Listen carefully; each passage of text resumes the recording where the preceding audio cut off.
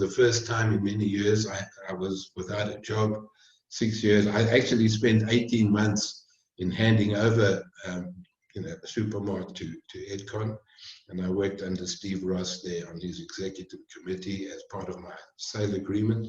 Then end of 2003, I left, and for 6 months, I had nothing to do, and I was looking for something.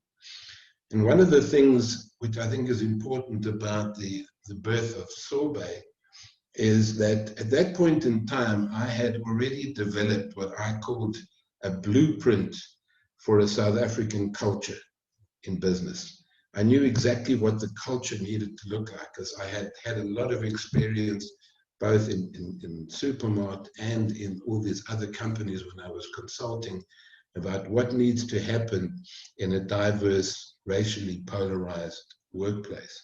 So I knew what I wanted from a culture point of view. So I did it a little bit the other way around. Instead of finding a business and then hopefully building a culture, I had the culture, and all I needed was a business to implement my culture into. And that could have been anything. And it just so happened that it turned out to be Sobert. And that happened also by chance, because I was lying on a massage table, and the lady, and it was a legitimate massage in case you're wondering, and the lady who was doing the massage said to me, "Why don't you look at the beauty industry?" And I said, "Well, yeah, look at this face. This is not a face for the beauty industry." And she kind of laughed and then said, "Yeah, but there's a big gap in the market," she said. And I said, "Yeah, but is there a market in the gap?" And she said, "Well, why don't you go and find out? Because there is not a single beauty salon franchise or chain of stores in South Africa at the time." And so that now appealed to me, and I thought, this is interesting. And I wondered why there were no chains.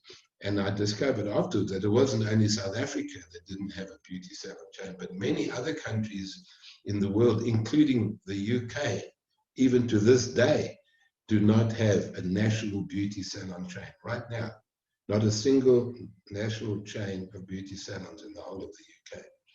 And I had to try and figure out why, and I couldn't at the time, but I thought, you know what, this is an opportunity. And I had some money from the sale of Supermart, and so I decided to start buying up some independent beauty salons, and off I went.